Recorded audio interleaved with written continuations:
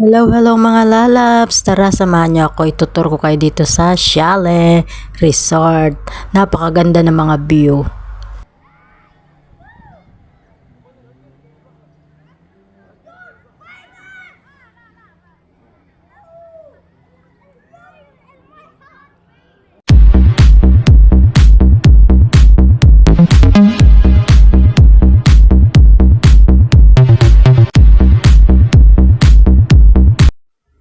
Ito nga po pala yung loob ng bahay ng chalet. Chalet ang tawag dito pero resort ba sa atin? Yan, napakaganda 'di ba mga lalabs? Ayan yung kitchen, sala. Actually ano to, hanggang third floor. Yun nga lang, hindi ko kayo masyadong nakon sa third floor. Ito nga pala merong swimming pool, o 'di ba? Nagustuhan to ng amo ko kasi nga may swimming pool. Mahilig maligo yung alaga ko. Diyos ko, walang pahinga. Mula umaga pa lang hanggang gabi na yan. Kung hindi pa inuubo, hindi aalis sa swimming pool. Diba? Napaka simple at napaka ganda ng loob ng bahay. Sana all may Ito swimming ang mga pool. nagagandahang resort dito sa Kuwait. Ang tawag nila dyan ay chalet. Sa atin ang chalet is resort, 'di ba? Ang gaganda.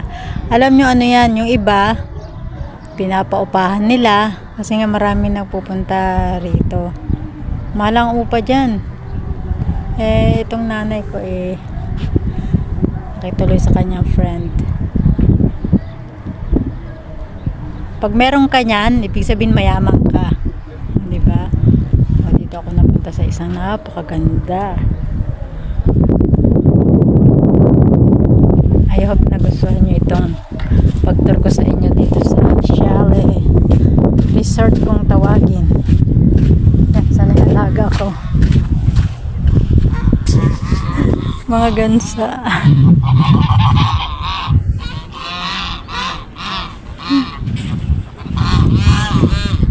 Nausod ako, alaga ko sa nagpunta.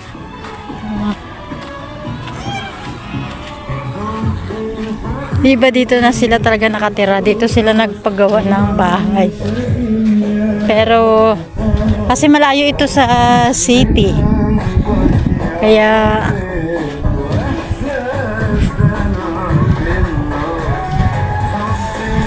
parang bakasyonan lang ba?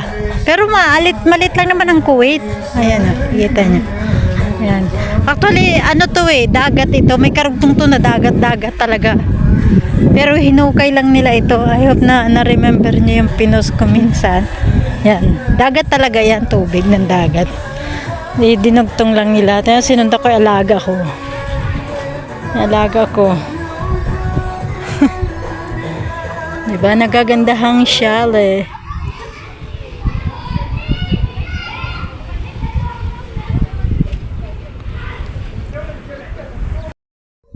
Kuya, nagpa-practice siya. Motorboat, ayun nahulog. Nahirapan siyang umakyat.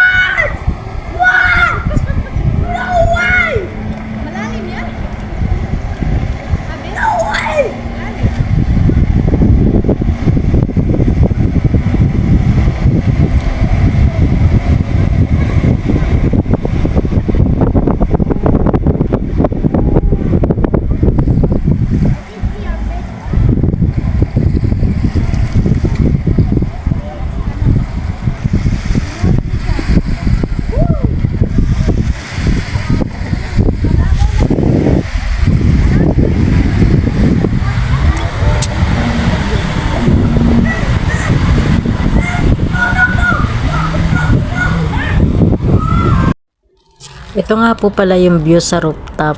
Nandito kasi ako sa rooftop, third floor. Dito yung room namin. Ayan, di ba nakikita nyo? Ang ganda siya. Ayan ang aming quart doon sa loob. Rooftop. Rooftop girl. Di ba ang ganda? Mas maganda yung view pag nasa rooftop ka. Ganda ng view.